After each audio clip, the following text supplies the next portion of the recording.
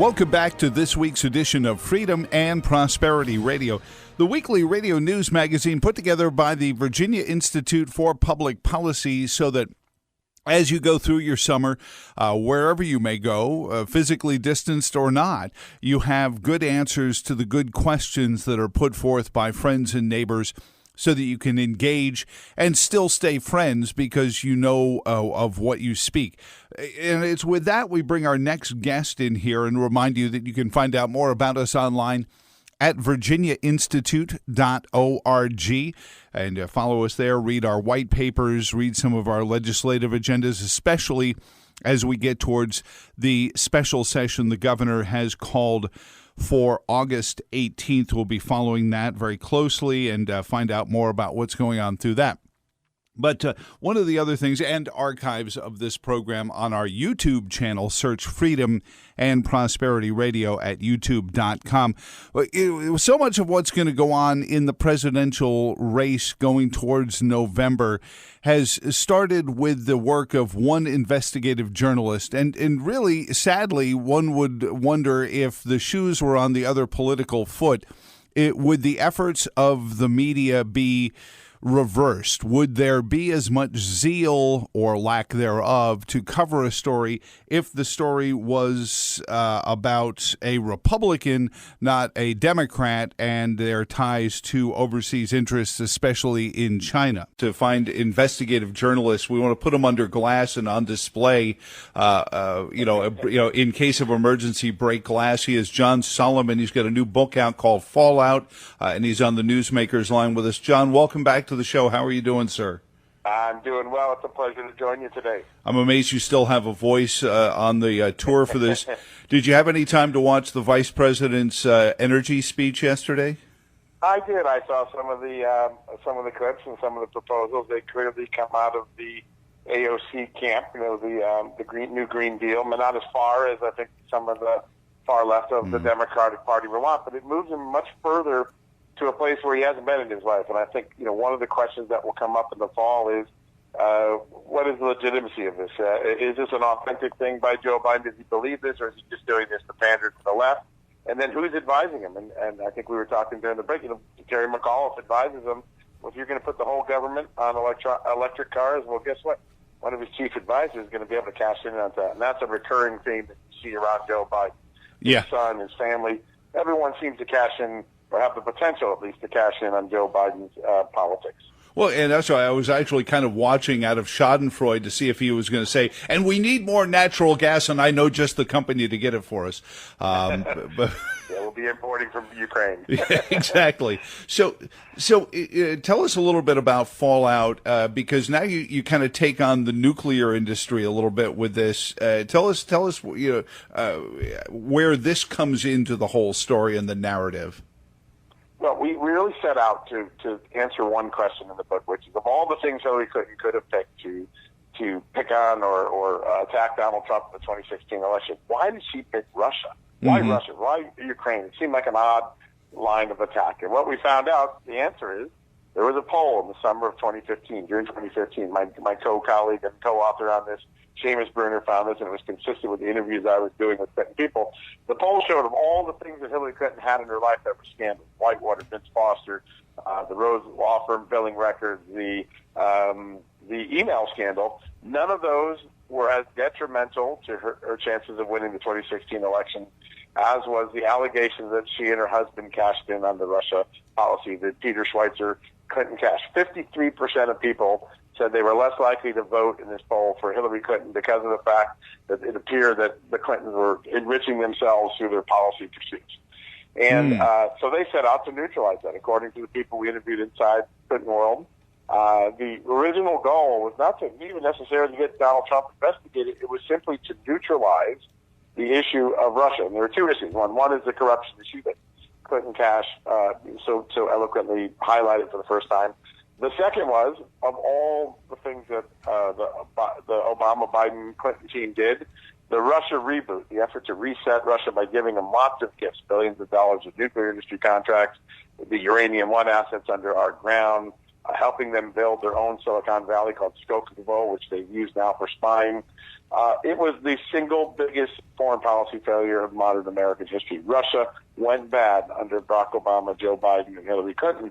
They needed to keep that foreign policy failure and the enrichment schemes around it from the American public. And that's how we end up with Christopher Steele, and then Christopher Steele goes to the FBI, and that's how we end up with 3 years of bogus scandals at the beginning of the Trump presidency. This is ripped right out of Saul Alinsky. I mean, this isn't even just baseline corruption. This is accuse your opponent of what you're doing and then let them try to defend it.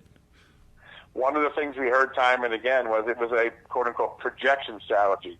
We're going to project our sins on the Republicans, make the media believe it, and then they'll leave us alone. They won't use our sins against us in the election.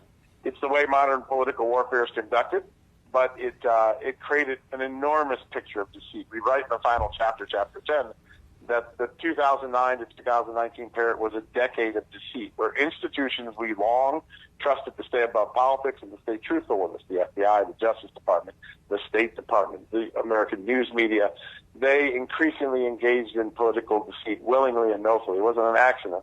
People made conscious decisions. They altered the documents at the FBI. They misled the FISA court.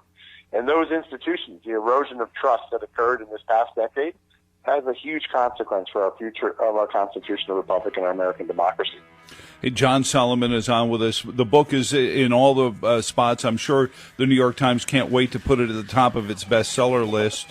I wouldn't be holding my breath on that one. John, can I hang on to you for a quick moment? I know you've got to get a lot of interviews in here.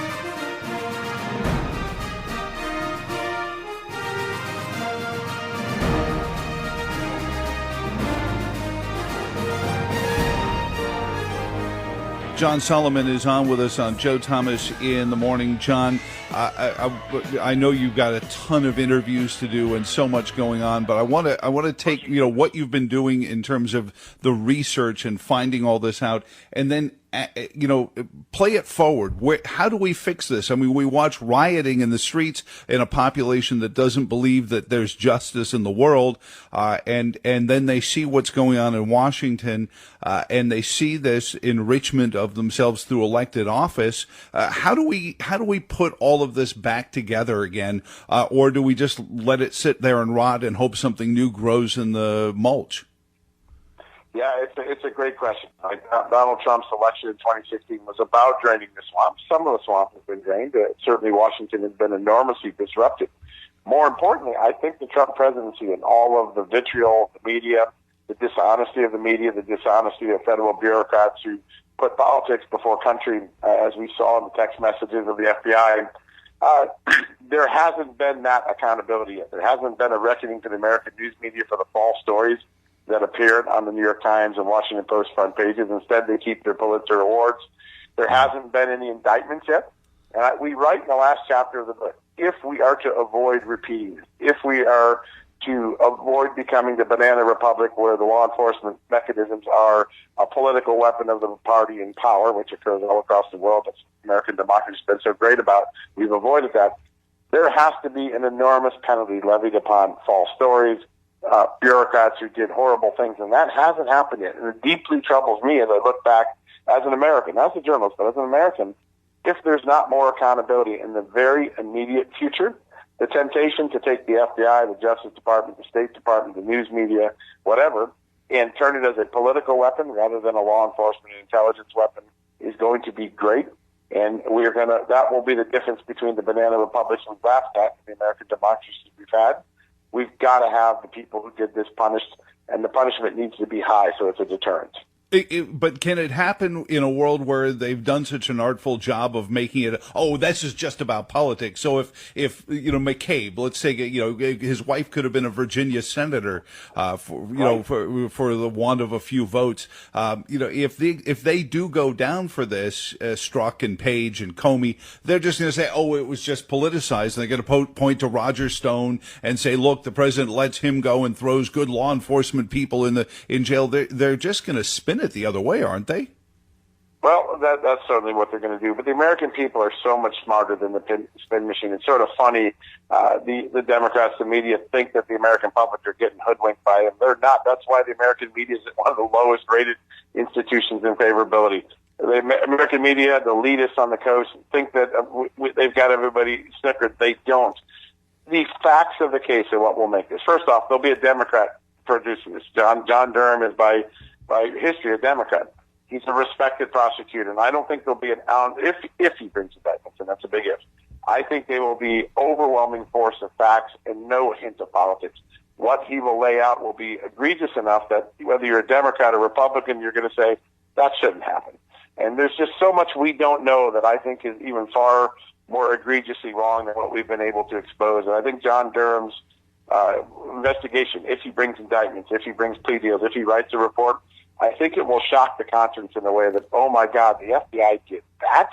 Yeah, and I think that's how you get above the politics, the overwhelming force of facts. John, you've been at the Center Square event, and I really appreciate your time this morning. Thank you so much. Again, it's fallout now, connecting back to the nuclear deals and Russia through the Clinton family foundation. It's like The Sopranos, only with a Southern drawl. Thank you so much for doing it. Amazon.com and Solomon Reports as well. Best of luck, and we'll talk to you again very soon.